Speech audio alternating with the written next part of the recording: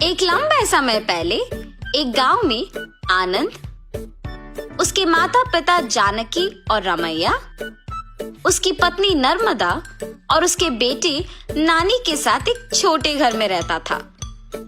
आनंद नौकरी करके आए हुए पैसों से अपना घर चलाता था। जानकी उसकी बहू नर्मदा से सारे काम करवाती थी और उसे हमेशा ताने मार मार के दुखी करती थी, मगर नर्मदा उसे कुछ ना कह के चुप बैठती थी। ऐसे कुछ साल बाद आनंद अपने नौकरी से कमाए पैसों को बचा बचा के एक बड़ा नया घर खरीदता है। आनंद के खरीदे हुए नए घर में बहुत समय से एक भूत रहती थी।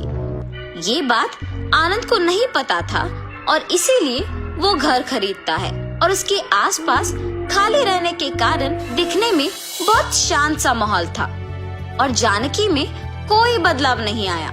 नए घर में जाने के पहले ही दिन नर्मदा की गलती के बिना ही उसे ताने मारती है। दुखी होकर नर्मदा बिना कुछ खाए और सोए अपने कमरे में जाकर रोती रहती है।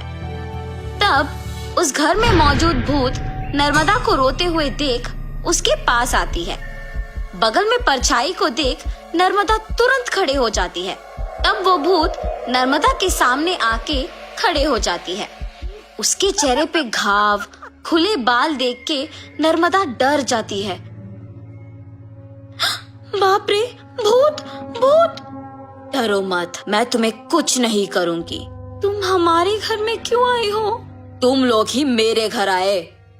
ये तुम्हारा घर है? हाँ, ये मेरा घर है। इसी में मैं मर गई। मेरे मरने के बाद ही तुम लोग यहाँ आए। ऐसे कह के अचानक नर्मदा में घुस जाती है।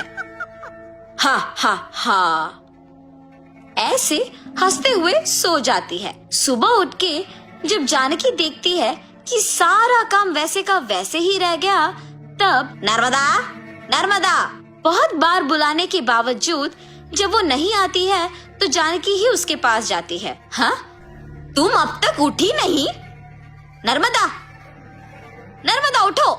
जानकी पास आके बुलाने पर नर्मदा जाग उठती है।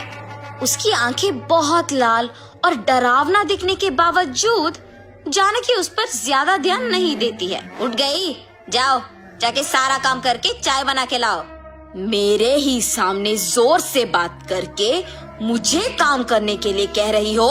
ये कह के उसका हाथ जोर से पकड़ लेती है।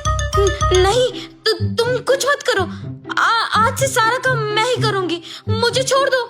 जाओ, जाके सारा काम करो। ठीक है, ठीक है। ऐसे कह के जल्दी से सारे काम खत्म करती है। ये क्या सच में मेरी बहू है? इसके मुंह से कभी एक लफ्ज भी नहीं निकला और आज ये मुझसे सारा काम करवा रही है। तुरंत ये सब मुझे अपने बेटे को बताना होगा। और ऐसे अपने बेटे को सब सच बताती है। तब वो कहता है, जितना भी गुस्सा क्यों ना हो, ऐसे तो नहीं कहते हैं माँ। आप अगर उससे अच्छे से पेश आएंगे तो वो भी अच्छा ही रहेगी। उसके बारे में क्या मुझे नहीं पता?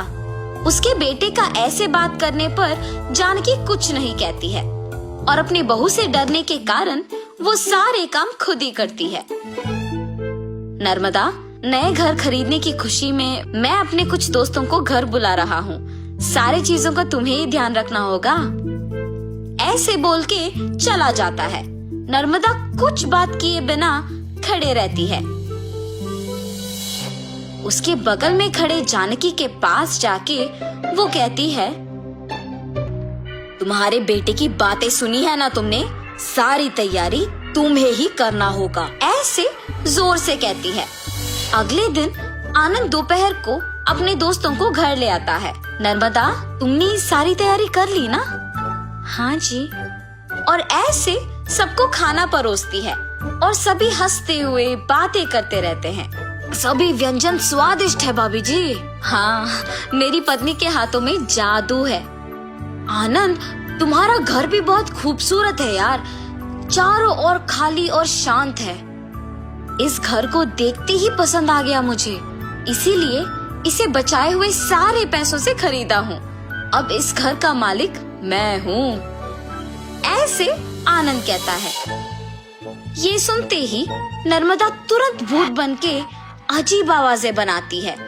उसका सिर नीचे झुका रहता है और अजीब आवाजें आने के कारण सभी उसी को देखते हैं। नर्मदा, क्या हुआ तुम्हें? नर्मदा अचानक अपना सिर ऊपर करती है और क्या इस घर का मालिक तुम हो? मैं हूँ इस घर की मालकिन। ऐसे उसे घूरने पर आनंद अचानक हवा में ऊपर उड़ने लगता है। नहीं, ये तुम्हारा ही घर है, मुझे छोड़ दो। ऐसे कहने पर आनंद को नीचे छोड़ देती है। ये सब देख के घर के सारे मेहमान भूत भूत कह के वहाँ से भाग जाते हैं।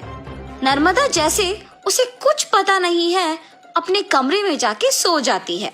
आनंद, कम से कम अब मेरी बातों का यकीन करोगे तुम? तुम्हारी पत्नी में भूत घुसी है, भूत। देखो आज उसने क्या कर दिया। हाँ माँ, अब हम क्या करें? एक मांत्रिक को बुलवाना ही पड़ेगा। हाँ ठीक है माँ, कल उसी के पास जाएंगे।